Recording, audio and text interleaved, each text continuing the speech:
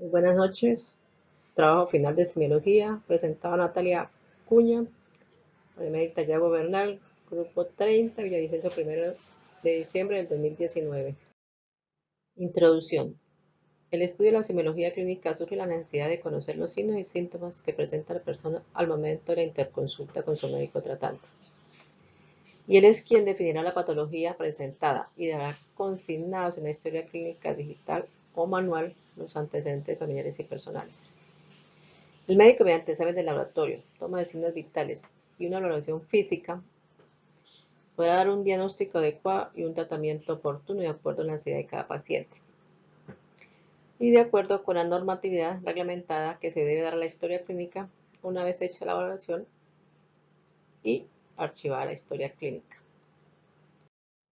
La normatividad vigente en Colombia referente a la historia clínica. Entonces, la Ley 594 del 2000, Ley General de Archivos, estableció en su artículo 25 la necesidad de reglamentar lo relativo a los tiempos de retención documental, organización y conservación de las historias clínicas. Entonces, la historia clínica se debe conservar durante 15 años, 5 años de estadística y 5 en archivo general.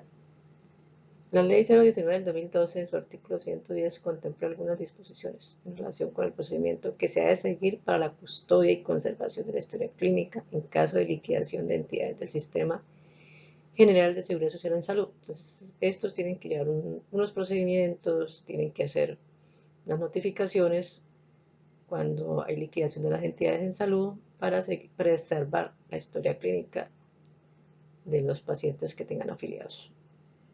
Y la Ley 1712 del 2014 adoptó las normas de transparencia y del derecho de acceso a la información pública, cuyo objeto, según su artículo primero, es regular el derecho de acceso a la información pública, los procedimientos para el ejercicio y garantía del derecho y las excepciones a la publicidad.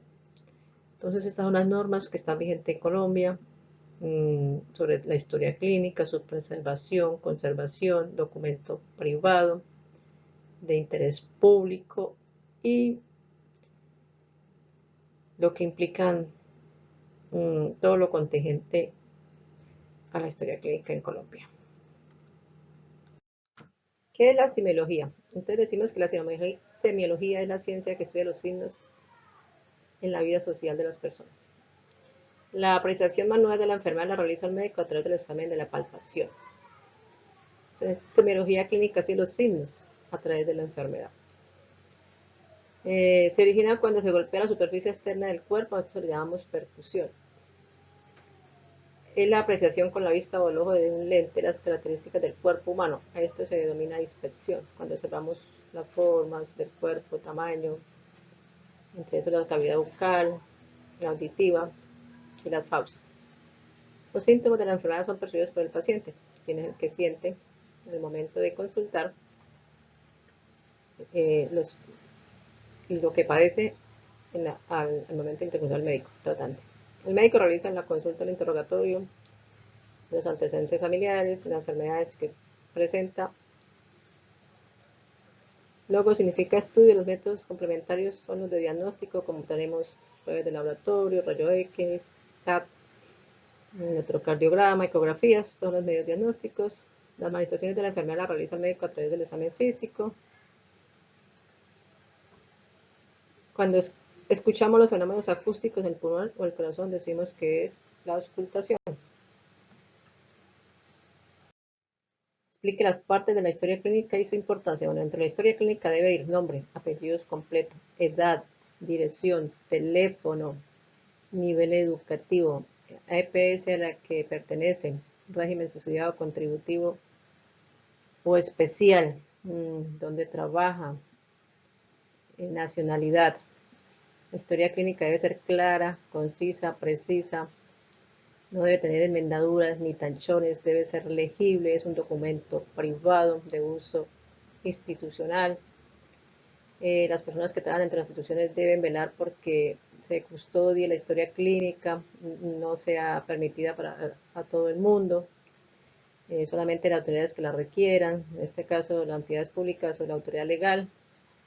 No debe tener enmendaduras ni tachones, debe estar cronológicamente archivada, se debe disponer de un archivo especial para ello, o si es una historia clínica sistematizada, se debe encontrar de fácil acceso por el número de su cédula.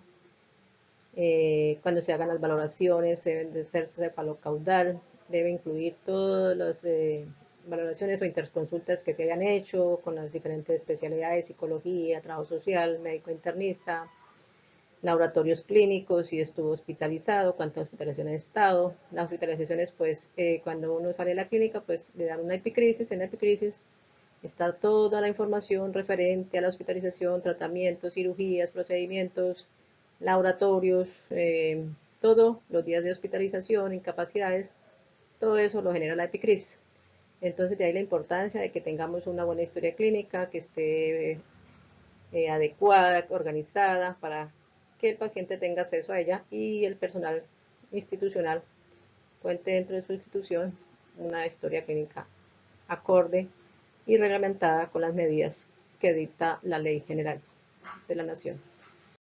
Describir los métodos exploratorios con respectivas técnicas. Entonces, dentro de las técnicas exploratorias tenemos la inspección, la palpación, la percusión y la auscultación. Entonces, la inspección es la apreciación de la vista que hace el médico de las características del cuerpo humano. La palpación, entonces, es la apreciación manual que hace el médico a través de la forma, tamaño, temperatura que presenta el cuerpo humano. La percusión, entonces la percusión es un sonido acústico que presenta el organismo a golpearlo en su superficie externa para determinar matices de diferentes órganos. Por último tenemos la auscultación, que es otro sonido acústico mediante un estetoscopio para escuchar los latidos del corazón, el ritmo, la fuerza y el pulmón. Entonces ahí vamos a encontrar respiración, si estamos hipoventilados o hiperventilados, y de acuerdo a estos síntomas, a estas técnicas de exploración, el médico nos dará un diagnóstico y muy posiblemente un tratamiento adecuado de acuerdo a las necesidades que estemos presentando en un momento determinado en nuestro organismo. ¿Qué son los signos vitales y su definición? Entonces hablamos de los signos vitales y tenemos pulso, presión arterial, temperatura y respiración. Hablamos del pulso. ¿Qué es el pulso? Entonces los pulsos los contamos en la arteria en un minuto. Entonces decimos que la pulsación normal es de 60 a 80 pulsaciones por minuto. Hablamos de taquicardia cuando el pulso es mayor de 100 latidos por minuto. Hablamos de bradicardia cuando el pulso está menor de 60.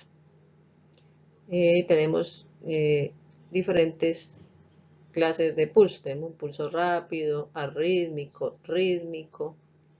Entonces estas patologías queremos encontrar dentro de las pulsaciones que se realizan sobre la arteria, que se cuentan en un minuto. ¿Qué es la presión arterial? Entonces la presión arterial es la fuerza que ejerce la sangre sobre las arterias. Vamos a decir que la presión arterial normal es de 140-80. Vamos a hablar de hipertensión cuando las cifras aumentan por encima de 140-80. Entonces vamos a hablar de hipertensión y vamos a hablar de hipotensión cuando la tensión arterial está por menor debajo de estas cifras.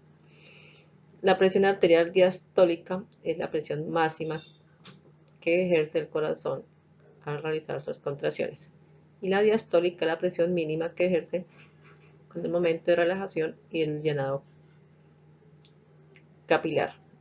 Entonces esta se conoce, es un signo muy importante, y es la presión arterial. Otra es la temperatura. Entonces hablamos de temperatura mayor de 38,5, temperatura normal 37,5, hipotermia menor de 35 grados centígrados. El cuerpo posee unos mecanismos de regulación. Entonces, cuando tenemos excesividad de calor, el cuerpo produce una vasodilatación y produce diaforesis, que es el sistema compensatorio de la temperatura. Las respiraciones, entonces el proceso de la respiración tiene que ver con los pulmones. Entonces el pulmón hace su proceso, que es la expulsión de CO2 y la captación de O2. Las respiraciones normales van entre 14 a 16 respiraciones por minuto. Hablamos de hiperventilación cuando el paciente tiene mayores respiraciones mayores de 16 por minuto. Este presenta unos cuadros clínicos específicos de ansiedad, de cianosis, de taquicardia, porque está hiperventilando. Entonces es un proceso que se presenta en unas personas generalmente jóvenes, la hiperventilación. Y otras patologías que son en los niños, que son los periodos de apnea que presentan el recién nacido. En los niños pues la respiración aumenta, ya no es de 14 a 16, son más altas, y que también debemos tener claridad en todas esas dificultades que presentan los niños, que también llamamos hiperventilación. Entonces, de acuerdo a estos signos, el médico definirá la patología y definirá su diagnóstico de acuerdo a la alteración que estemos presentando, ya sea en el pulso, en la presión arterial, en la temperatura, en la respiración. Entonces, de ahí él dará un diagnóstico y consecuente a eso su tratamiento, de acuerdo a la patología que en el momento esté presentando